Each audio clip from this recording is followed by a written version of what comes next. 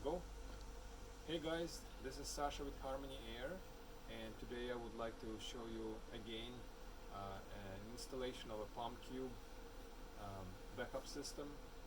Um, like I mentioned in my other videos, PomCube is one of my favorite products for home energy storage, and in a matter of fact, actually for large applications as well.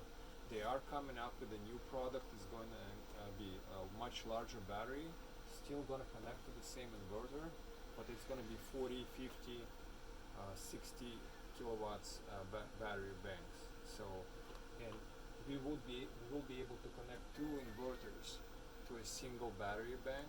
So that is just going to create give us a lot more power, two inverters out of one bank, and it makes it a lot more cost effective.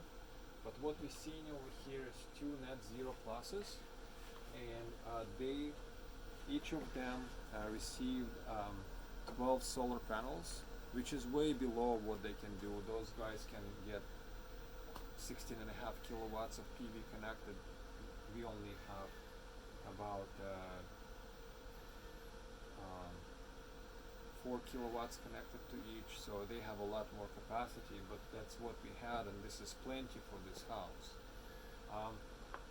Before we installed the PomCubes, we actually had in-phase microinverters connected to those panels, but since we switched to storage, we actually converted the system to DC coupling because it works more efficiently and more reliably this way. Even though it can accept AC coupling, really just more complicated, and DC coupling is more reliable. Since PomCube at this point cannot be stuck into one critical load panel, we actually have each one of those PomCubes serving separate critical load panel, and we will show that in a minute. We'll walk up to the critical loads. But in a grid mode, the pass-through current through each PomCube is 70 amps. So what we did, we actually backing up the entire house. This is not a very large house, doesn't consume a lot of electricity, so 70 plus 70, 140 amps, we are backing up the entire house, all the appliances. The only thing we didn't back up is the electric dryer. We could have done that, but we just, both us and the owner agreed that having electric dryer on the backup system, it's not worth the batteries. So we left the dryer on the grid. If for some reason we need it, we can move it onto one of the critical loads. As far as the wiring, we are using both MPPTs. We tried to first use one MPPT only, but what happened is that we have different panels sizes. So Tigo optimizers, which we are using on all our backup systems with the DC coupling, Tigo allows up to 25% power difference between the strings, and because we have different panels, we had strings that are more than 25%, and that was causing Tigo to shut down. So we separated all the panels, all 24 panels, into 4 separate strings of 6 panels each, and each one of those 6 panels went into its own MPPT inside the PomCube. So that's what we have over here on the inside.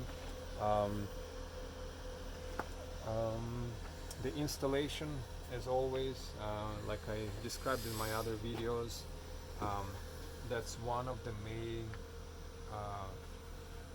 advantages of PomCube, because the cabinet is very light by itself. The inverter, 2 people can lift it very comfortably. 1 person may be a little too heavy.